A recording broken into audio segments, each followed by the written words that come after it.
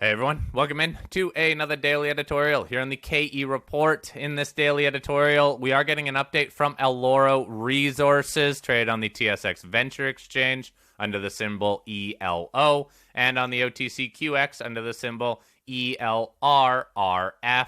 I'm chatting with the technical advisor, Quinton Hennigh. Now, Quinton, we're following up on news that came out today. Some significant drill results that are moving the stock higher. The headline number here is 129.6 grams per ton silver equivalent over 257 meters. This is at the Iska Iska property in southern Bolivia. Before we get into the nuances of these drill results, since I haven't chatted with you on mic and recorded about Eloro Resources, I wanted to throw it over to you broadly and ask, really, what drew you to joining this team as a technical advisor, especially at this Iska Iska project? That's a good place to start. Look, the story was introduced to me back in May of 2020, so not too long ago. Bolivia, I had a few hesitation, but I understood the geology, and it was clear that this target, this Iska Iska property, had potential to host what is called a Potosi type polymetallic system. Dr. Osvaldo Arce, who's the head geologist for Eloro down in Bolivia, he and his team identified Iska Iska as a very high priority target. It's based on the good science that they have. When I talk about good science, Dr. Arce basically has written the book on this type of ore deposit. So he knows these things inside and out, and he reckoned Iska Iska was a very, very high quality target. When I looked at the data, I felt compelled he was correct. It displays all the characteristics that you look for. Okay, and I'll talk about those in a minute.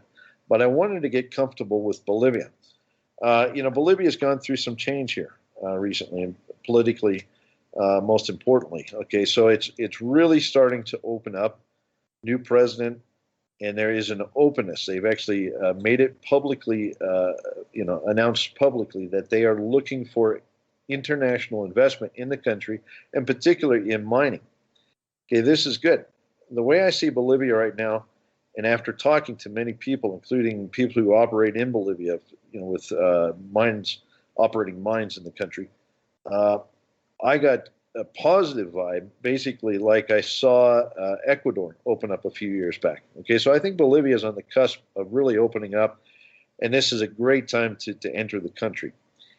Okay, so let's go back to geology.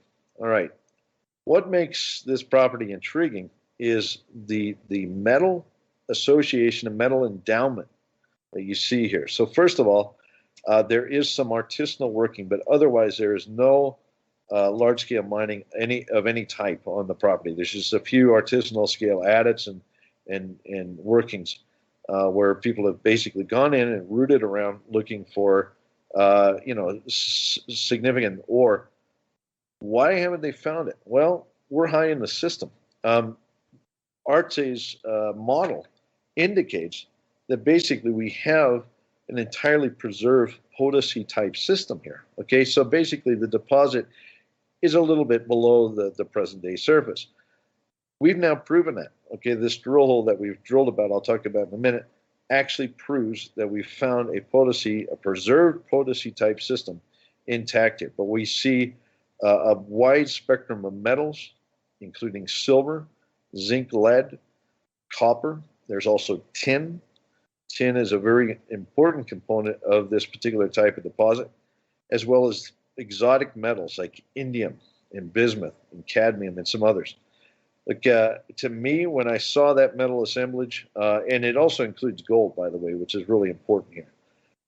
When I saw that metal assemblage, I got very excited. Okay, so based on the initial discussions and due diligence I did back in May and June of last year, I directed some folks to put some money into Eloro. Basically helped them get their first raise done. And that raise allowed us to start drilling in September. We started drilling from underground, believe it or not, which is really unusual on the first day's drill program. But there are artisanal adits, like I said, that allowed the company to go inside the mountain and be able to drill the first holes from inside. And we drilled them at this Huayra Casa breccia pipe. It's about 150 meters around. It's a small pipe on the north side of the mountain, or the volcanic edifice. It was our initial target, but we didn't realize at the time the importance of some geology to the southwest. I'll talk about that more. Anyway, we drilled underground. We drilled this Huayra Casa, which I referred to as the HK pipe, from underground, and we had some interesting results. So back in November, we actually released some numbers, quite interesting. There were some reasonably long intervals of a few tens of meters of reasonable silver equivalent mineralization. It includes silver, zinc, lead, etc., like other metals. But it did tell us there was a system here. But around that time, we realized there was a somewhat more subtle pipe, but much, much bigger, to the southwest, and it's called the Santa Barbara pipe. Sometime in November, there was a news release about this bigger pipe. It's about 400 meters in diameter. It's basically a vent. Think of it that way. Like a volcano erupts, the stuff comes up a vent. That's what we're dealing with here. We're dealing with effusive vents that were once an active volcano. But what makes them wonderful hosts for mineralization is that all the broken up rock that's now in those vents is kind of like a giant percolator or something. Like you can imagine, as the fluids come up through the crust, they focus inside these breccia pipes, and they literally drop out sulfides and these metals in the matrix of these very large volumes of breccia. Okay, so when we realized that this Santa Barbara breccia was literally sitting right next door to us, we turned the drill around and we started drilling again from underground into the Santa Barbara pipe. Now, we had limitations. An underground rig could only go about 300 meters. We drilled holes 13, 14, and 15 from underground. 13 did not go into the pipe. It actually hit the margin. But 14 was the first hole to enter the breccia, and we did see some significant mineralization in 14. Got us very excited. But hole 14 was a nearly horizontal hole, so it really didn't test a bit deeper in the pipe. Hole 15, we steepened up the angle of the drill hole, and we drilled the Santa Barbara pipe once again. Now, the hole 15 is what really is the headline hole here. Okay, hole 15 hit 257 meters of about 130 gram silver equivalent per ton. I mean, that's phenomenal. Okay, that's over 4 ounce silver equivalent per ton. To put it in context, I mean, look, silver is $25 an ounce right now. I mean, we're talking about $100 rock. Okay, so we had this phenomenal drill intercept in hole 15. What did it tell us? Well, first of all, it tells us that pipe is a very receptive host. That breccia in that vent pipe is very receptive. It's literally soaked up these fluids, and it's proving to be well mineralized. Now, the cross section is a little bit difficult to see in the news release, because hole 15 is actually going oblique to the cross section. But basically, imagine this: hole 15, what it did. Imagine you have a cup in front of you, a nice cylindrical cup. Hole 15 went into the into the side of the cup. It went somewhat tangential to the margin of the cup, so it basically drilled kind of somewhat into the breccia, and then it actually went out the other side of the cup. So it kind of was a glancing blow, we'll call it. Okay, we didn't know it at the time, but I mean, basically that's how it panned out. But the pipe is absolutely full of metal. Okay, 257 meters of 130 gram silver equivalent. That's exciting. Okay, the company realized underground drilling was going to be a challenge. So what we did is we cut a road all the way up to the tippy top of this mountain, and it is a very steep mountain. That's why we started drilling from underground. It's because this mountain is very, very steep and very hard to get up to the top. But they managed to cut a road up to the top, and they basically parked the rig straight on top of the Santa Barbara pipe. And we started drilling right before Christmas to follow up on this exciting breccia. Okay, what did we do? Well, we drilled a couple of holes 1 and 2 from surface. And those holes, they're angled southward. They they test the Santa Barbara pipe, but hole 2 actually went well into the next pipe to the south called the central pipe. Hole 2 is the one that we are super excited about. We talked about it in the news release. Basically, it was about, I think, 620, 630 meters, something like that, when it was parked right on top of the Santa Barbara pipe. So we saw a huge interval of mineralized breccia in the top of the hole. It then went through the wall of that pipe and into the next pipe to the south called the central pipe. And then it picked up in mineralization once again. Okay, so we basically tested 2 pipes with 1 hole. Both of them are well mineralized with sulfides, and we are incredibly eager to see analyses from this hole. I mean, hole 15 in this release, great result, but I am very, very, very keen. We are all very, very keen to see what the second hole, drilled from surface, is going to tell us, because I think we'll see some surprisingly good numbers. Look, at the end of that hole, it's talked about in the news release, there was massive sulfide. Okay, that the hole bottomed in bad ground, so we had to cut the hole off.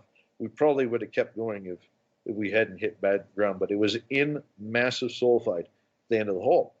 Very exciting. Okay, that tells us that things are getting bigger and better at depth. It tells us both of those pipes, that one to the south, the central pipe, it's 700 meters from north to south. It's about 450 meters from east to west. It's a huge pipe. Okay, this is the kind of volume you need to host, potentially many hundreds of millions of tons, maybe even 1 billion tons or more of this style of mineralization. And I can't tell you how excited everyone is. I mean, we are basically taking the view that we could be on the verge of finding a brand new potacy that's completely preserved, completely, it's just, hiding below surface, slightly hiding below surface. Yet here it is. It's basically a discovery that was in plain sight. All right, so Quinton, you sound very enthusiastic about this, and understandably so. Nice headline numbers here. It sounds like you could have 2 different discoveries and 2 different breccia pipes, but when it comes to then follow-up work, the company has money, so what is going to be the strategy here of trying to prove out that this is economic, that just how much mineralization might be here in the big picture? Well, look, this is going to take some pretty serious drilling, but Bill Pearson, who's the geologist that basically running the geology for the company here in North America, Bill's a well-known, well-respected geologist, huge credibility. He ran Desert Sun years ago, sold it to Yamana.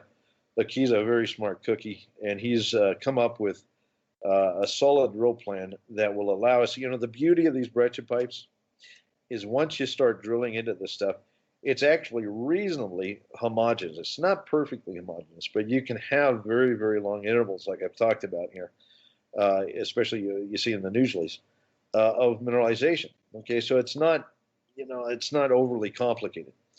But he's laid out a drill program where we're drilling basically a radial pattern. So we're standing up on top of the breccia.